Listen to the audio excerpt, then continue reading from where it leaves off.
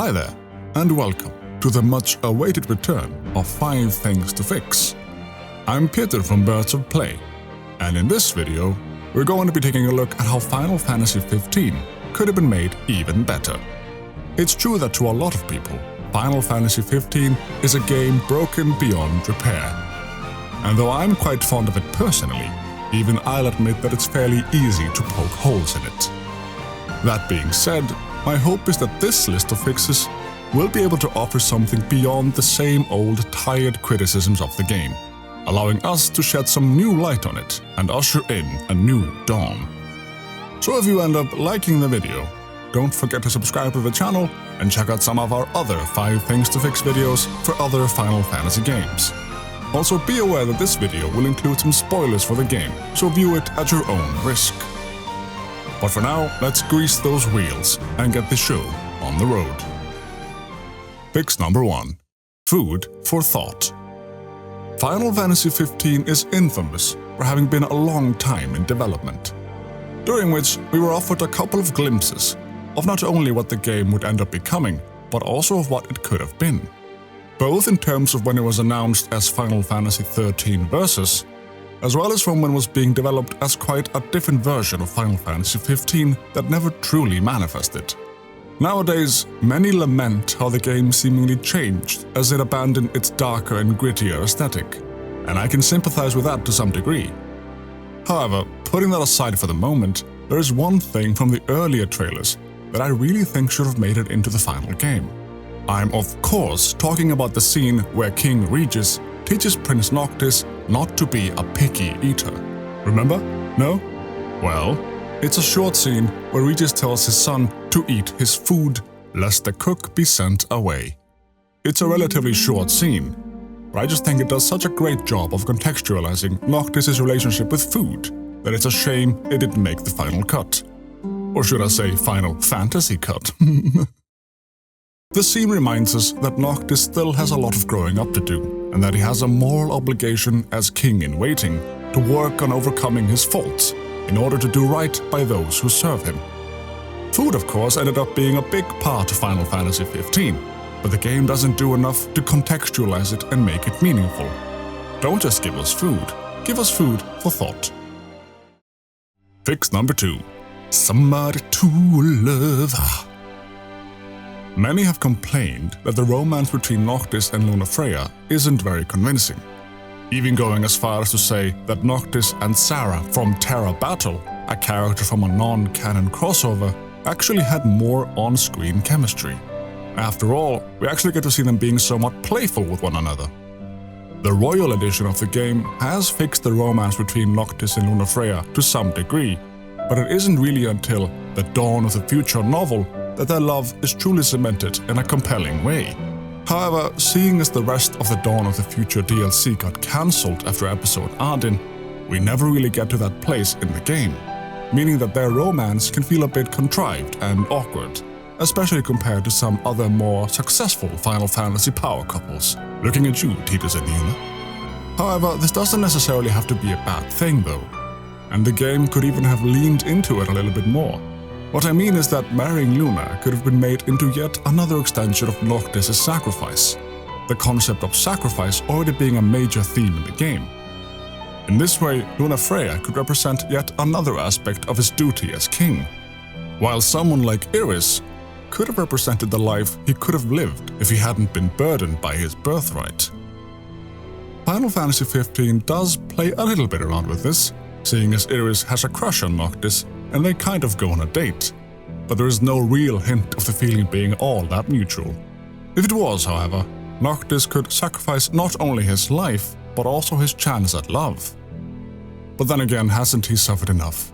And in all honesty, it would probably be easier to just make the romance between him and Lunafreya clearer from the outset, rather than trying to make Iris an actually compelling love interest. Fix number 3. Happy campers. Just like with food, camping in Final Fantasy 15 is a big part of the game, at least on paper. As we look back on the road taken near the end of the game, we are even invited to think back on all the time spent camping in the company of friends. However, due to the way camping is set up in the game, it is very likely that a lot of players never really spend all that much time camping. Resting in Final Fantasy XV is the only way to level up, but the game makes it clear very early on that there are more rewarding alternatives. Since staying the night at Garden Key, which is a mandatory part of the adventure, nets players a very nice multiplier bonus for all their hard-earned XP, while camping only offers the base amount. Coupled with the fact you don't really need to rest to begin with, players are extremely likely to refrain from resting altogether until they reach somewhere they can get the most bang for their buck. There are many ways this problem could be addressed. For example, the game could make resting more of a necessity, by making the guys significantly less useful as they become more and more tired. Sure, you can take some damage that won't fully heal until you rest, but if you're careful, it's relatively easy to avoid such an inconvenience. Another option would be to make camping even more beneficial, for example by giving campers some castable magic, which might also fix some of the problems with the game's overly tedious magic system. My simple suggestion, however, would be to make camping the only way to rest outside of the story. This would not only reinforce the importance of camping through the gameplay, but it might also contribute to the game's story, since Noctis and his entourage shouldn't really be hanging out too much in public places anyway. So instead of putting their own lives and the lives of the people around them at further risk, just let them camp under the stars, giving more meaning to camping as a part of their journey. Just wish I could go camping with them. I could be Gladiolus' body pillow. Fix number 4. Just kill me now! The battle system in Final Fantasy XV has come under attack for being broken, basically boiling down to holding either one of 2 buttons. There is some truth to this, although I feel that the visual spectacle of the battles somewhat makes up for it. Unless you're fighting in a forest, in which case the camera can go choke on an apple. For me, the main problem with the combat, however, is that the game doesn't do a very good job of telling you which enemies are likely to offer an appropriate challenge. For example, you can spend quite a long time fighting some overpowered enemies, slowly nicking away their HP and wasting potions in Phoenix Downs before ultimately giving up. If you are persistent, you can take advantage of the system to take down much stronger enemies, but it's generally not a very nice experience. Don't get me wrong, there is a certain thrill to taking down a disproportionately powerful enemy, but it takes too long and there's nothing graceful about it, making it feel more like persistence rather than skill. Therefore, it would be nice if enemies that are above your pay grade would just kill you faster. This problem is especially noticeable in Final Fantasy XV Comrades, where you can spend a long time fighting something only to die, or maybe even worse, only to win and be encouraged to go through the entire grueling experience all over again as a way of grinding, even though there's nothing really satisfying about it. If you're out of my league, just kill me, or at least force me to kill you with skill, as opposed to with a blunt passage of time. Fix number 5. Redoing Redemption. Say what you will about Final Fantasy XV, but Ardyn Izunia is a top-tier villain, especially with the release of episode Ardyn, which really helped flesh out not only his character, but also the rest of the game's lore. However, as with many things from Final Fantasy XV, it isn't until the dawn of the future novel that this tragic villain truly gets his shot at redemption. Understandably, Ardyn being redeemed after all his trials and tribulations is something that not only fans, but also the developers wanted to see come to life. But sadly, it was not to be, since the rest of the DLC got cancelled. Hinting at Ardyn's redemption in a meaningful way, however, didn't need to be such a difficult thing to achieve in the first place, since it only requires a minor adjustment to one of the game's key scenes. Remember the spoiler warning in the beginning? Good. So, the scene I'm talking about comes at the very end, after Noctis has followed Ardyn into the Beyond to destroy him completely.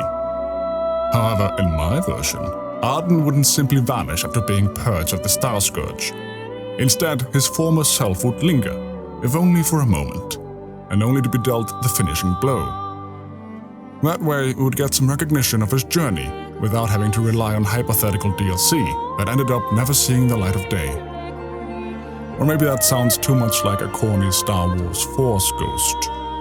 What do you think? Thanks for watching the video. I hope you liked it and that you're eager to check out some of our other 5 things to fix videos. Don't forget to tell us about some of your fixes down in the comments below. But until next time, caca!